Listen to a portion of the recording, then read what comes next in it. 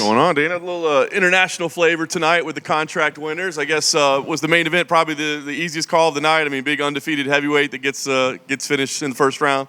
Yeah, I mean, Igor da Silva, in my opinion, was... Oh, Igor was the best one? Yeah. I mean, when you look at... First of all, like I said out there, 20 years old is way too young. Guy's been fighting for 5 years at 20 years old. His first fight was when he was 15. He's 8-0, 100% finish rate, 4 knockouts, 4 subs. Went in there and looked incredible. And, this kid is also a champion in jungle fights, so he's had 5-round experience too. Where do you find a kid 20 years old that has all of that? Nowhere. So he was my first choice for the night. And obviously, a big heavyweight like that who's now 11-0, undefeated, obviously has big power, one-punch knockout power. And at his age, he's a guy you can throw. That's what I liked about a couple of, I got a guy that's too young, and I got a couple of guys that can be thrown right into big fights right now. I was going to ask you about that because you mentioned Igor da Silva and Kanan, 32 years old, 20 years old. Is it, for guys that are out there that want to be here, right? Is there an ideal path? Is it like, at young, 20 years old, you can kind of maybe get a shot? Or is it, hey, would you say get more seasoning, get more fights? Is there Everybody's unique. Everybody's got a different story and a different background. And, this kid's been fighting for 5 years. He's 20 years old. Some of these kids that we find that are, 24, 25 haven't been fighting for 5 years. So I think that every guy has unique experience. And Kanan is another one. He's got 16 fights with 13 finishes. So that's a lot of experience. Yeah. And what does that tell you with 13 finishes? He doesn't fuck around. Yeah. That guy goes in to finish fights. So he's right up my alley. When guys come in young like that, I mean, we just had Raul Rosas Jr. competing, a teenager. Do you tell the matchmakers anything like, hey, these young guys, let's... Tell them nothing. These guys know what they're doing. This is probably, other than like the UFC and guys that are ranked and guys that have made it, the matchmaking on this show is incredible. Incredible. So I don't question anything. I don't know anything when I walk in. I have no rooting interest at all. I just walk in and whatever happens on Tuesday night happens, and I make a decision based off what I see there. And then once I'm watching them fight, and then as I start to dive into who they are and where they come from and what they've done, it's fun. So walk us through the logic on the draw, right? Unique situation. You got a draw, so you don't have a winner. And we're sitting here thinking, do you go 0 contracts? Do you go 2 contracts? You all know what a 10-8 round is now, right? Yes. That was a 10-8 round, right? Would everybody agree that was a 10-8 round? 100%. Complete domination. Looks like it could be stopped. The significant strikes were 50-something to 9. That's a 10-8 round. Let's start there. Yes, the first ever draw. The minute that girl Stephanie stepped into the octagon, it's this weird fucking thing that happens to me. I was like, interesting. Let's see how she fights. She's super young. She's 23 years old. She's 5-1. This other girl's 32. She's 4-0. This is like both ends of the spectrum for me. And then as the fight started to play out, I like Stephanie.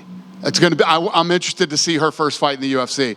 She goes home and works on some things. What I really loved is when you look at Talita, she's a 6-time Brazilian Jiu-Jitsu world champion black belt. And she had a lot of ground control. Her big thing is the rear naked choke. She had her back a few times. She couldn't finish her. So it's interesting. It's going to be interesting to see what Stephanie can do. I want to ask you, we said international flavor night. We had Dana White's Contender Series Brazil before. Is there any talk ever of doing like national themed shows like that again? Or do you feel like just the one season each year is enough? What's the question? You know how you did like Contender Series Brazil before? Like tonight we had a lot of Brazilians. That was tonight. Tonight was Contender Series Brazil. I was wondering, do you ever talk about doing like international themed seasons like that again? We have talked about it. Yeah, we actually recently, within the last week, we talked about it. But I don't know. I was worried about coming out of COVID that, we'd have a hard time with talent. It's actually been the opposite. I mean, there's talent popping up everywhere. So I don't know. Could be. A couple outside of tonight, you mentioned the 10-8 rounds. I think we all know what you're referencing there. Well, we didn't see you on Saturday. So I guess what were your thoughts on the title fight and how it played out? So I was on vacation when this thing happened, and I'm sitting in my house going, when I found out that one of the judges scored 10-8, I'm like, this guy should be fucking investigated for this. This is the craziest shit I've ever seen in my life. And as I started to talk to people, I guess there's a seminar tomorrow with the Athletic Commission on 10-8s. So hopefully they can get this cleared up, especially in title. There's so much at stake in a title fight. More than just money, show and win and pay-per-view and championships and legacies. And it's just, you have to have the best of the best in title fights. So they've assured me that this guy isn't a bad guy. He just fucked up and made a mistake, and it's unfortunate, and there's no way in hell that was a 10-8 round. Now you kind of wonder what you do next, right? I mean, it sounds like Valentina's going to need surgery on her hand, so I don't know if that impacts it. But do you feel like they need to fight a third time? You have to rematch. You have to do the rematch. We will rematch them.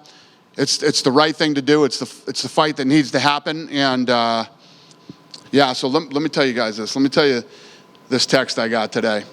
Fuck did it go? All right. Hey, Dana. Your idea to go all in on Mexican Independence Day paid off. Noche UFC was the most watched fight night of all time on ESPN+. 1.1 million unique views. 1.1 million people that had never been to ESPN+ tuned in for that fight. So think about that. It generated 167 million total minutes. Yeah. And it did 3x the average viewership minutes watched on the Spanish feed.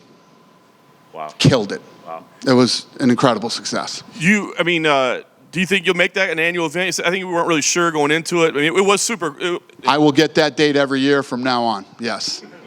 Very nice. And you did say that, so you'll match them next. Shevchenko, Grasso will have to fight next, you think? Yes. Great.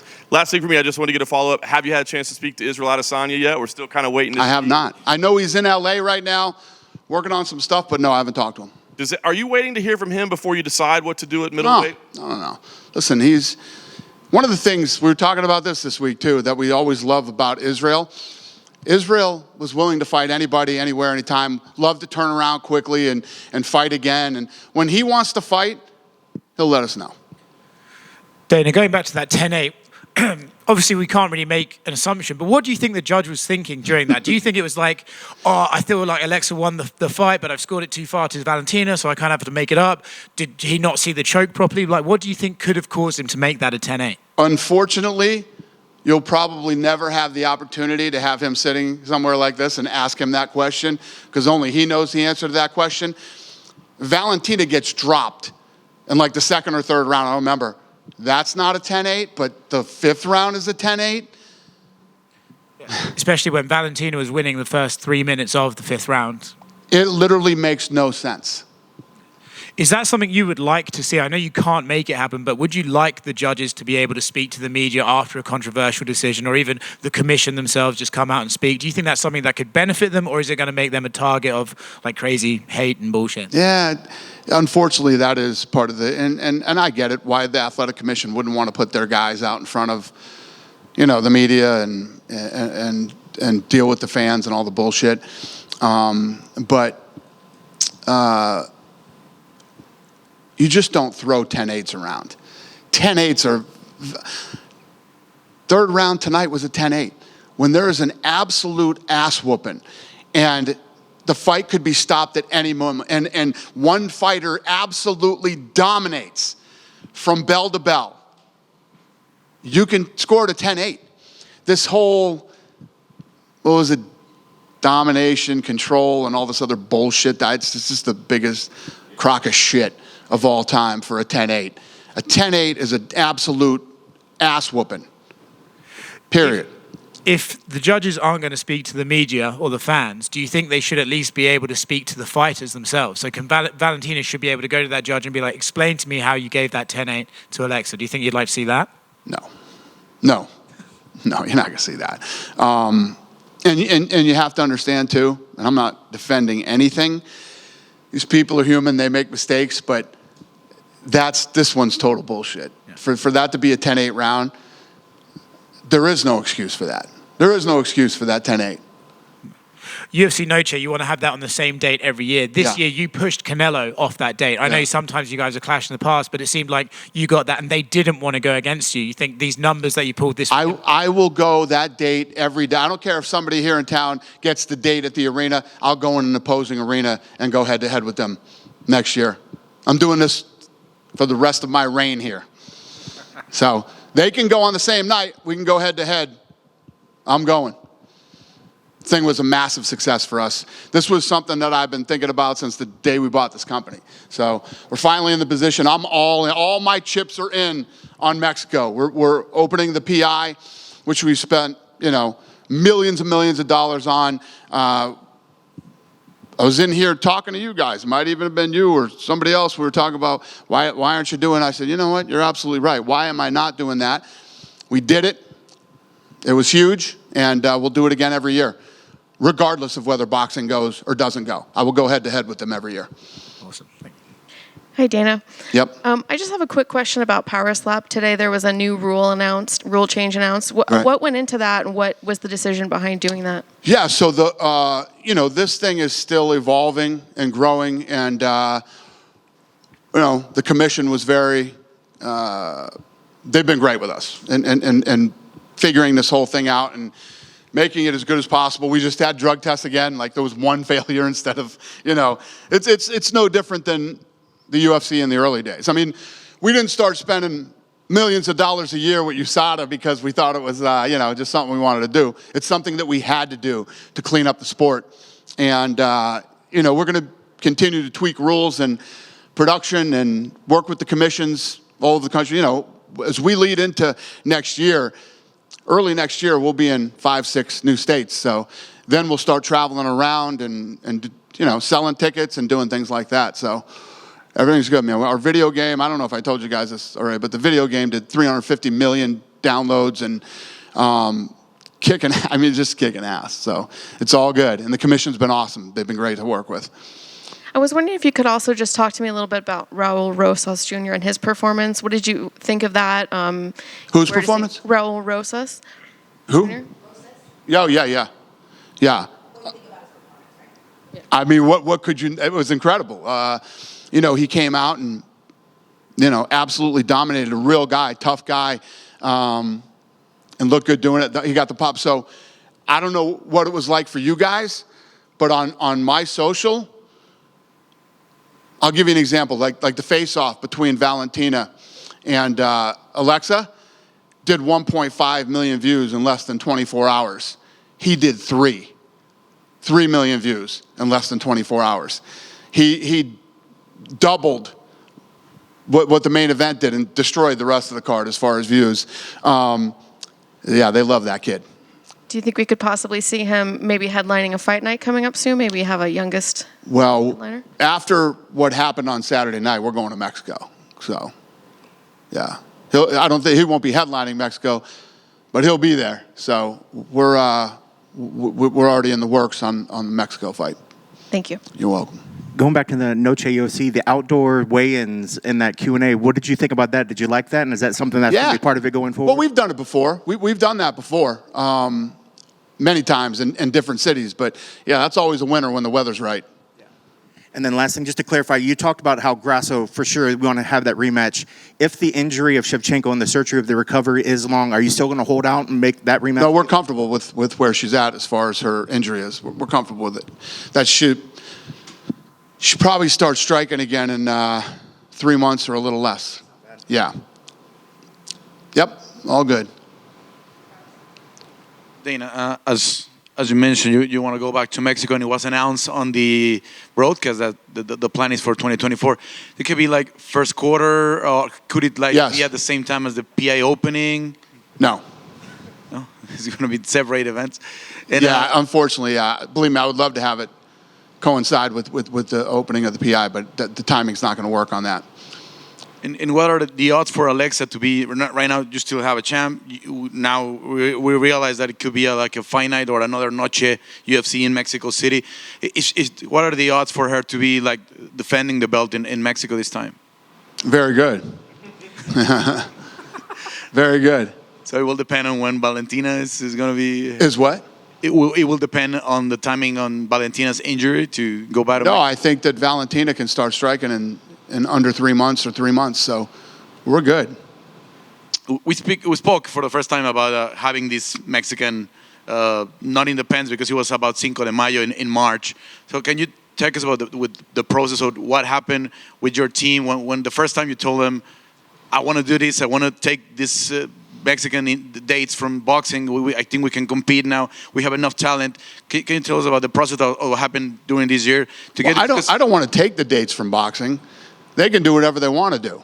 You know what I mean? It's not like, oh, I'm going to take this date now. You can't have it. You guys can go at the same time. You can do whatever you want to do. You know what I mean? So,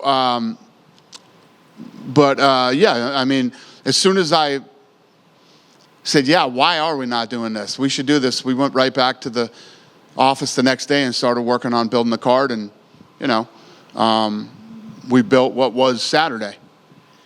There was a few, like, unique things for Noche, like the graphics and the music during the cuts and everything, and even the jersey. Have you seen the jerseys are around $600 now? I mean, they sold out like early in the card, and then like people paying $600, $700 for the green jerseys. I heard about that, but I didn't see them. I didn't see that. Yeah, they're on eBay around $700 today. Are they really? Oh shit! All right.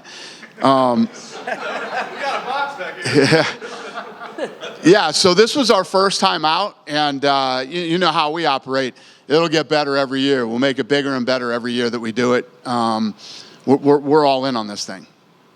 Thanks a lot, Dana. All right. Just to follow up on Noche, obviously it was free this year. Do you see that staying the same every year, or do you think eventually it'll be so big? What? UFC Noche. Do you think it'll be stay free, or can you see it becoming a pay-per-view?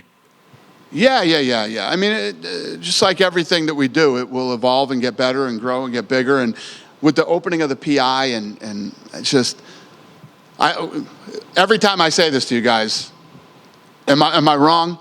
Watch what we do in the next 3 years down in Mexico. Watch what we do in the next 3 years. Dana, can you explain a little bit more on why you passed on Daniel Allen? Was it just was it his record? Was it his age? No.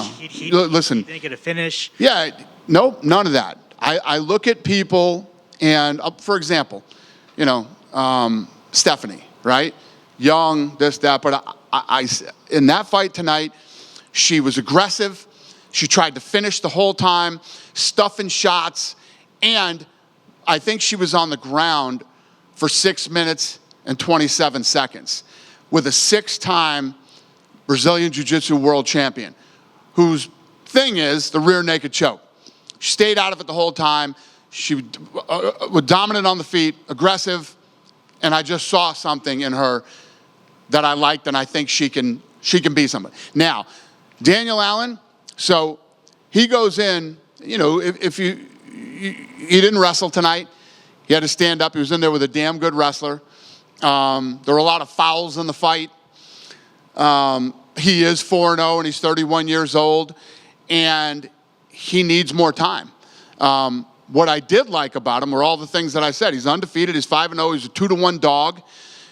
He proved the odds makers wrong tonight, and everybody who bet against him tonight, he proved them wrong. And he just needs some more time. I think with some time, I think we'll see him again. Did Daniel Cormier almost convince you to sign him? No. I was saying Cormier and I were on a plane on the way home from New York, and you know, he was telling me the story about how he watched UFC 100, and he was like, "This is awesome." He'd seen it before, but for some reason, UFC 100 hit him different, and he wanted to go to 101. So he went to 101. He loved the show, and he said, "I'm going to do this." And he fought like 4 days later or something like that. And that was it. I mean, I think he was 31 or 32 and became one of the greatest of all time. So listening to that story made me think, I'm looking at these guys that are in their early 30s, and I don't think that they have enough time to become world champions or whatever. I'm wrong. So, like, even listening to that story, like, did it kind of almost push you to sign him? No, not even close. I I think this kid needs more time. I think that I would be doing him a huge disservice bringing him in at the level he's at now into the UFC. He could fight in these smaller shows and get more experience with guys that are his level. And I believe we will see this guy again someday. This isn't one of those things where, like, I'm not interested in this guy, whatever. If this kid can keep it right after not getting picked tonight, get some more experience, I believe we'll see him again. With you saying that, Grasso versus Shevchenko is probably next, is it safe to say Aaron Blanchfield versus Manon Farrow is probably going to be next for the number one contender? It would make sense, right? And then finally, there's been some rumblings, China in December. Are you trying to do Weili Zhang versus Yao Xiaonan for the strawweight title? Yeah, that's not true. That wouldn't be China, no. Thank you. Yep. You know we're getting thin on fucking questions at the Contender Series when you guys are asking me about China fights. This better be good. What do you got? I'm putting the focus back on Contender. Igor da Silva obviously won a contract today, and he's only 20 years old. Last year, you signed Raul Rosas Jr., who's going to turn 19 next month. As someone who's been around this game for a long time, what do you make of all these young athletes making it to the big stage at such a young age? And what do you make of this, like, in terms of the evolution of the sport, where we're seeing all these young guys make it to the UFC at that age? I think that every once in a while you will find these kids that are special, that, at a younger age they can come in here and they can adapt to it. I mean, look at Vitor Belfort. Vitor Belfort was like 18 years old with his first fight in the UFC, and the guy became a legend and stuck around forever and fought all the best in the world. Some have it and some don't. I think that Igor has it. We're going to find out whether I'm right or wrong. So. And you said you felt something special when you saw Stephanie make the walk tonight. You mentioned, like, the it factor. What are some other fighters you've seen that where you felt that same feeling? Sugar Sean O'Malley. Conor McGregor the first time I ever met him. Ronda Rousey the first time I ever met her. The list goes on. Chuck Liddell. When I met Chuck Liddell, the UFC didn't want Chuck Liddell. They had released him and they didn't want him in the UFC. I mean, when I managed him, I was fighting with those guys for like over a year to try to get them to sign Chuck Liddell. They didn't want him. Oh, wow. And I wanted to put the focus back on Noche UFC for a second. There was a prelim fight between Lacerda and Chairez where referee Chris Taglioni stopped the fight when he thought Lacerda went out. I'm not sure if you saw that. After review, they made the decision, and indeed he was not out, and they called it a no decision. What'd you make of all of that? Yeah, listen, it's unfortunate. It sucks when that stuff happens. But when you think about what instant replay was meant to do, why it was, why it was put in place, it did what it was supposed to do. And I know you just kind of bashed on that China stuff, but there's also rumblings about Ireland in December. Is that true? You had to fuck this whole thing up, didn't you? You were on point. Now we're in fucking Ireland? I have no idea if we're going to Ireland yet. You blew it, kid. You blew it. Does anybody else have any other stupid questions for me tonight? Thank you. Have a good night.